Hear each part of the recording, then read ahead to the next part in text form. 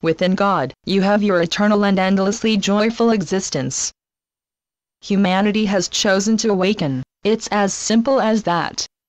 However, although in truth the awakening has already occurred, it does take time to come to fruition for you, because the illusion is largely about time and its passing, and until your awakening happens you are time-bound within your collective dream, the illusion.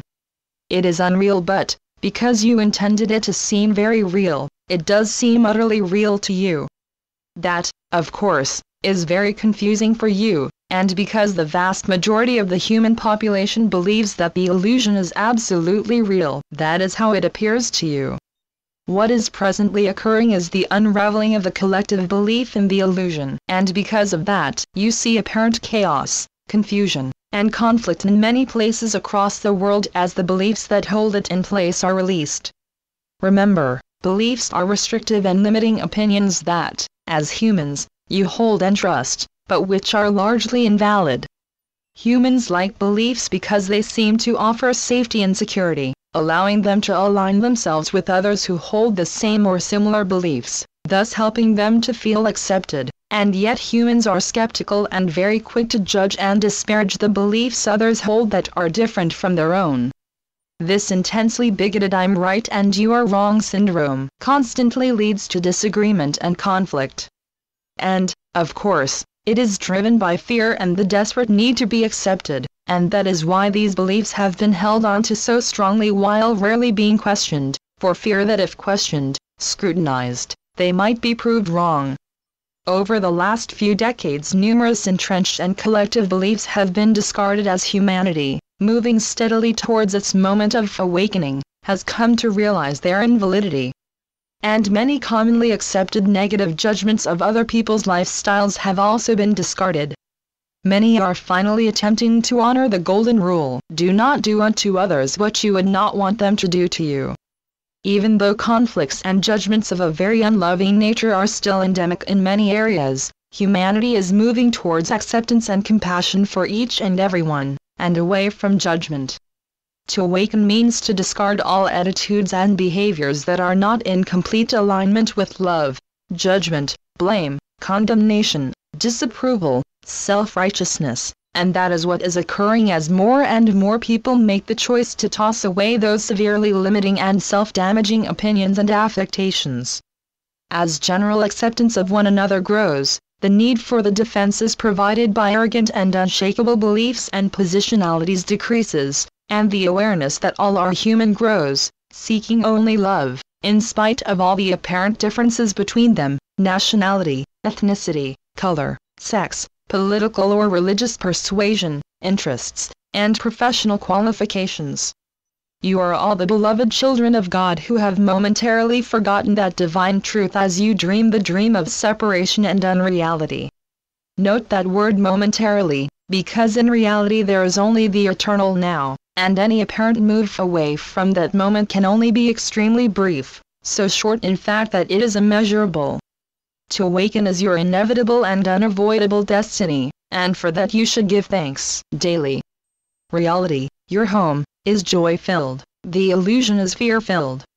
Almost every activity in which you engage as humans, whether mental or physical, is to deal with or escape from fear: fear of being unworthy, incompetent, unloved, abandoned, not good enough, attacked, destroyed, judged, blamed, punished, etc., etc. And of course this fear is, like the illusion that you have built in which to have these very unsettling experiences, itself unreal.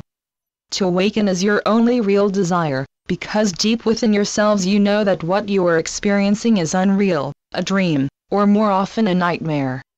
And you want only to be once more permanently in the presence of God, your infinitely loving Father and the source of all that exists. Without God there would be nothing, no consciousness, which is the field of love in which everything has its eternal existence. And there is absolutely no possibility of a state without God. God is. There is nothing outside God. God is the one mind in which everything happens.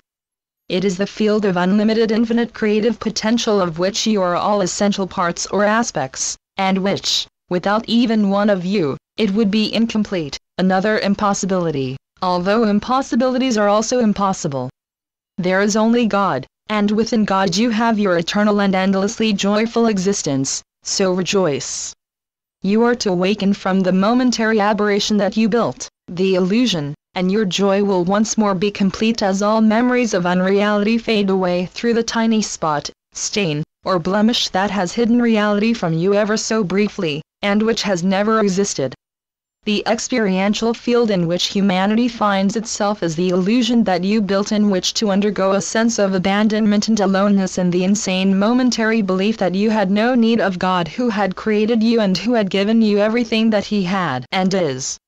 In that brief moment you forgot that there was only God and that you were an inseparable part of Him, and in that instant, by your intent, the illusion arrived and you installed yourself within it, apparently completely separated from your divine source. And instantly fear arose. It seemed enormous and threatening because you had shrunk yourself into a tiny and insignificant human body that was as nothing to the seemingly vast universe in which you found yourself. But you are not insignificant. You are an inseparable and infinitely powerful aspect or part of God, the Source, and it is the illusion that is insignificant. In fact, it is so small and insignificant that there will be not a trace of it when you awaken, as you most surely will. You were created for eternal joy, and in your experiencing of eternal joy, God is fulfilled. And, of course, God is always utterly fulfilled. Therefore you are always in eternal joy, and when you awaken you will know this once more, as all doubt, fear, pain, and suffering dissolve never to be remembered. So rejoice in the certainty of the truth that you are eternally and inseparably one with God. With so very much love, Saul. Channeled by John Smallman. johnsmallman.wordpress.com